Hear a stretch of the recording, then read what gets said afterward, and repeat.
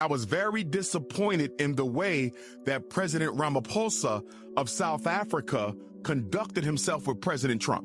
I really feel that he allowed President Trump to drive the conversation. I did see him meet. I didn't get the chance to watch. You gotta watch it. I felt like he completely disrespected the South African people, who I love. I'm very close with the South African family, and I felt the president of South Africa did not assert the dignity of his people by defending why so many South Africans are considering appropriating land from these Caucasians, because y'all invaded our country centuries ago, stole that land, enslaved us on our own territory, and now you have the audacity, President Trump, to call me a criminal to take back what was stolen from me by white criminals. And I really felt the president of South Africa let Donald Trump push an untrue narrative in his face. In his face. I know and you not say nothing back. I really felt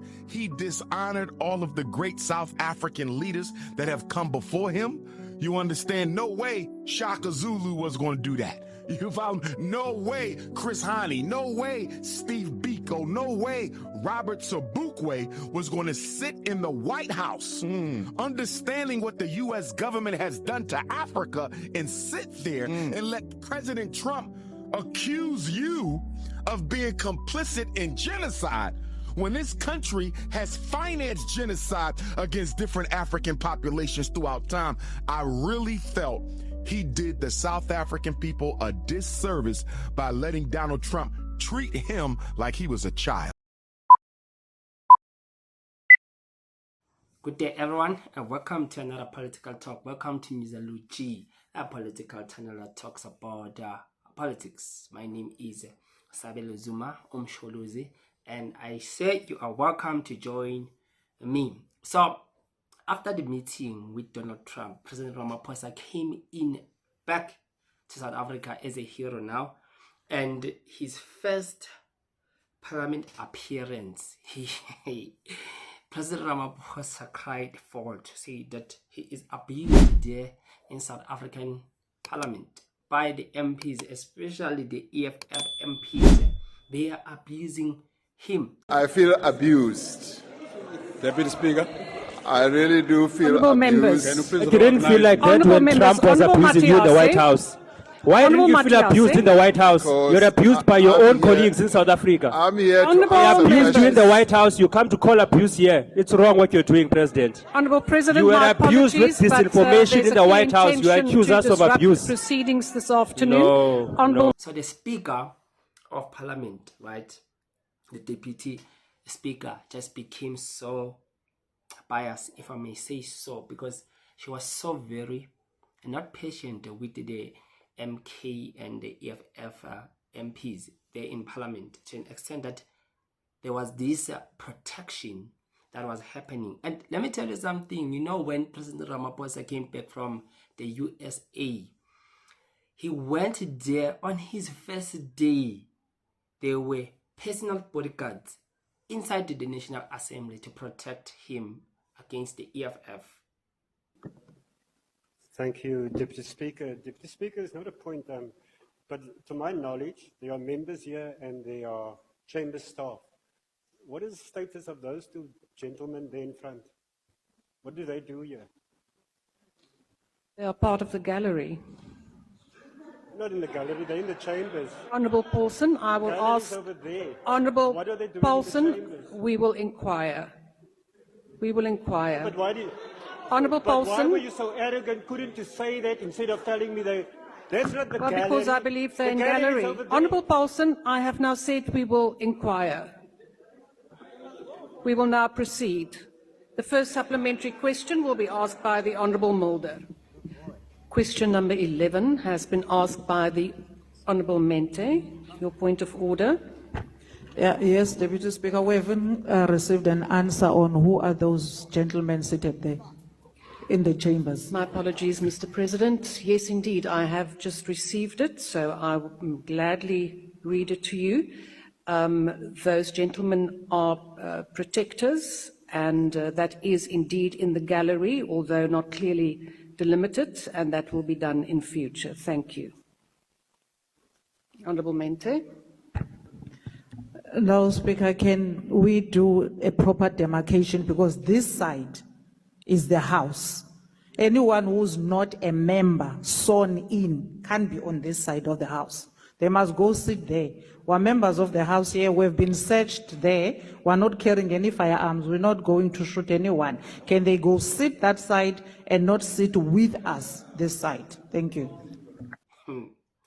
I don't know what changed. I don't know what changed, or did Trump, in asking why Julius Malema is not arrested, then all of a sudden, boom, Julius Malema and the EFF MPs became a threat to him, to an extent that he brings his personal bodyguards inside Parliament.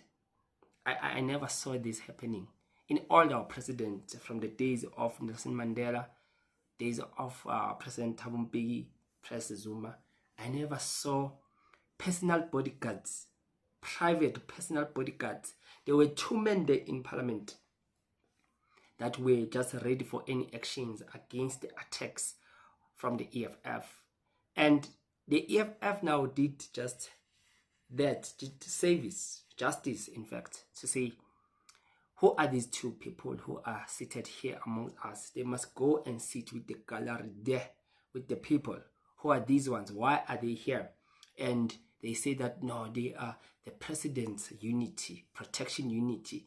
And they're saying, so why are they here? Because there's no threat coming from the EFF or coming from the MKP. There's no threat coming from the MPs.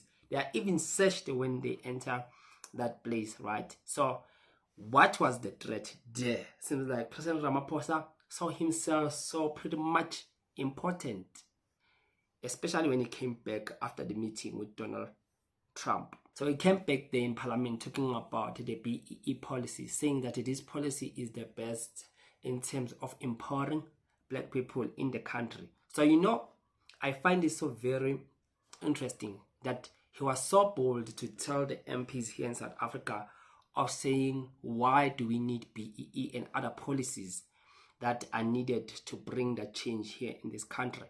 But when now Donald Trump spoke with him, it was so very disappointing. Poor skills in terms of interaction, in terms of engaging, and just sealing up the deal. Poor skills from President Cyril Ramaphosa. He did disservice to South Africans. He did not represent us or whatsoever.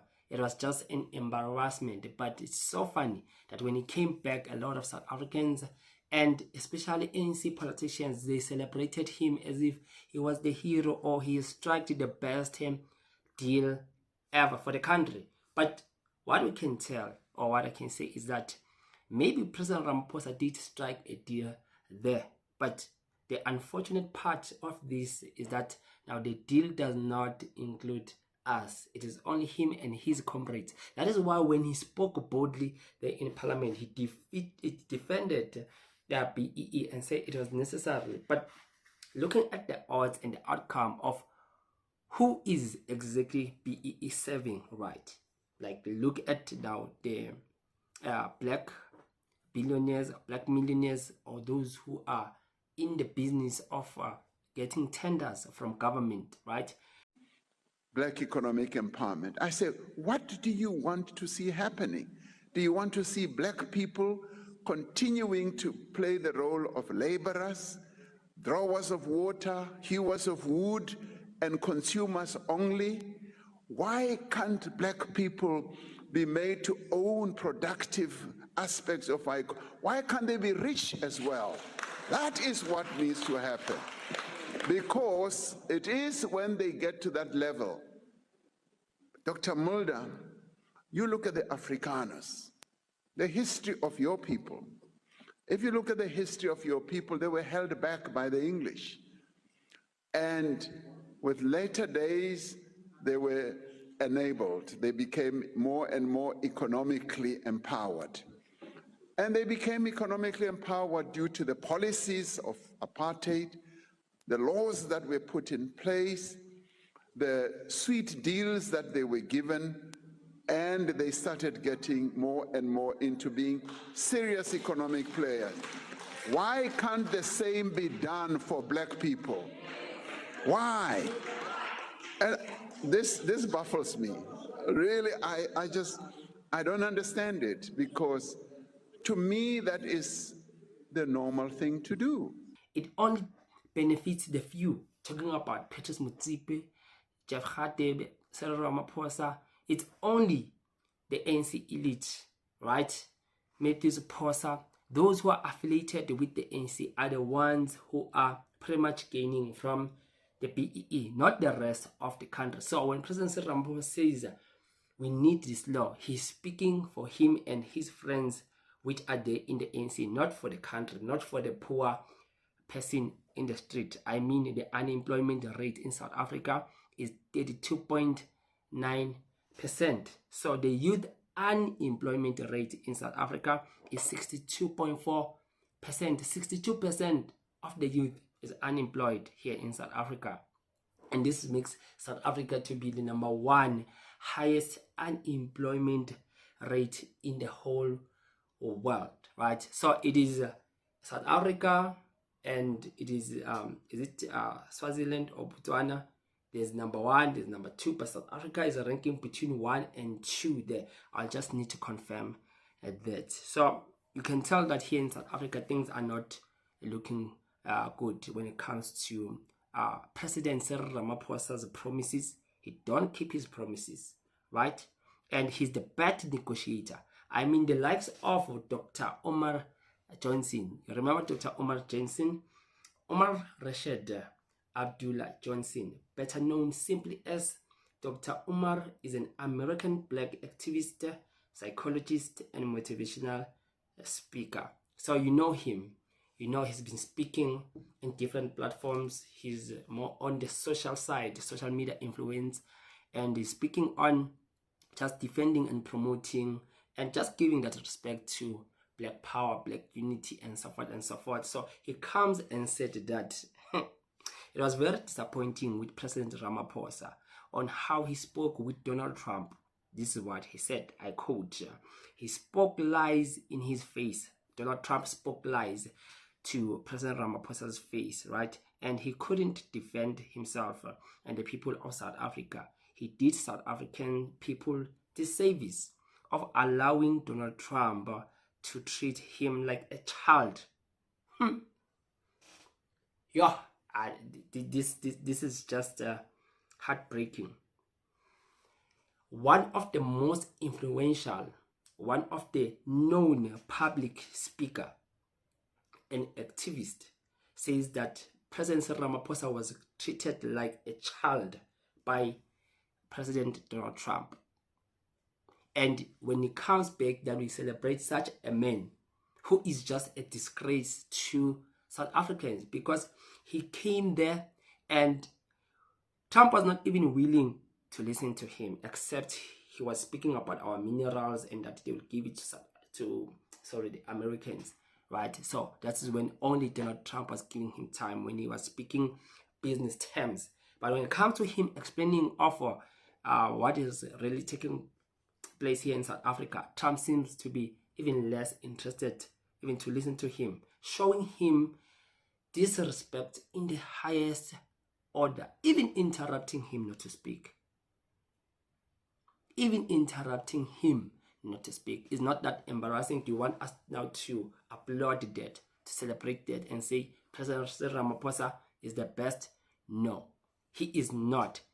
Even non-South Africans, those who are calling for black unity and black power, they saw that there was something wrong in this interaction, in this meeting. They saw that this was just went south, and there was no gain in terms of our president defending South Africa or Africa and defending what was happening really, coming from him directly so as the leader of RSA.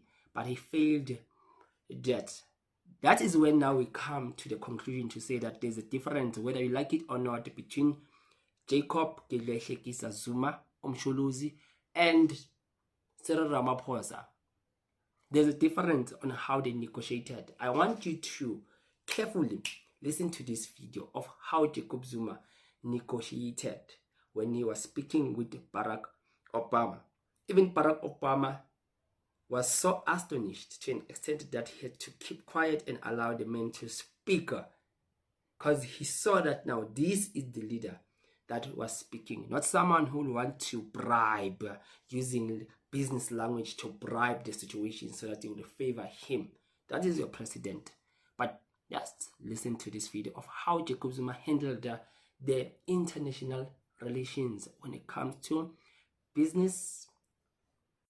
Why should Africa be told who must have relations with and not this one and that one? I don't think that talks to our acceptance of globalization. We are globalizing, and Africa must be part of globalization. And you can't say we are globalizing because we have relations with certain regions, not other regions. And if we have relations with other regions, then we are questioned. Nor do I think countries that come to interact with Africa should be questioned. Why are you doing it?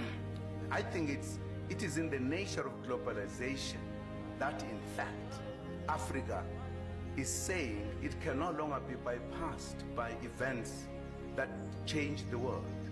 We are part of it. And that's why we relate to the bigger countries, bigger economies. We want the relationship that benefits both. Because historically, the kind of relations we had with other regions were one-sided. All what the president was saying, that we want localization to be taken into account, whoever is trying to make relations with us, beneficiation of our resources, so that they benefit us. We ourselves, as another kind of area, we have said we need to do trade among ourselves, inter-trade in the continent of Africa. We are putting our 5 economic regions together so that we work as a continent together. We are having massive program in terms of the infrastructure to implement what you are talking about, to create that necessary platform, so that whoever comes to invest, we don't ask, are you an American, are we a Chinese? No, we enter into the relationship that must benefit both. And so here Jacob Zuma was so clear when it comes to how the president should negotiate. Jacob Zuma done a very brilliant job, very excellent job of saying that South Africa will trade equally with other countries, and they will need also to respect back South Africa as an equal, and to say that they don't want to be detected. They don't want any foreign power to tell them who to trade with and not to trade with. They say that South Africa is open to work with both China and the US and other countries that want to trade with South Africa. So pretty much those countries must also welcome South Africa, so that South Africa also must benefit. So it is you give, I gain, and I give and you gain. So it is a 50-50 partnership, right? But what President Cyril Ramaphosa did was something else. He was saying that it will give you, we have mineral resources, we'll give you, I want us to talk about business and so forth. He's selling, he's giving things freely without putting any standard from what we are representing South Africa or Africa at the time, saying what Africa wants, what South Africa wants. That's how you make a business transaction. So there are some very few points I want us to look at, especially of how Dr. Umar Johnson addressed the Ramaphosa issue, right? So it's important to take note. Important things at stake: land question and BEE laws, which are most tamed race laws. And President Ramaphosa failed to defend that, right? He said Ramaphosa dishonored all the South African leaders that came before him.